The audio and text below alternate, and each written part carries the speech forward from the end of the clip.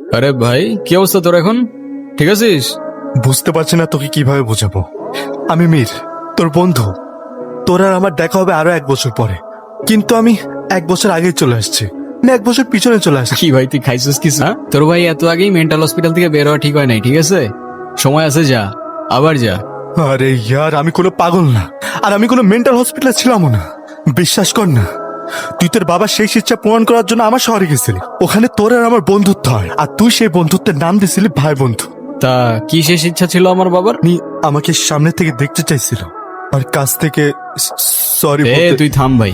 এই যে তুই যে আমারে বোকা বানানোর জন্য মিথ্যা কথাগুলো বলতেছিস না, সেটা এখন ক্লিয়ার।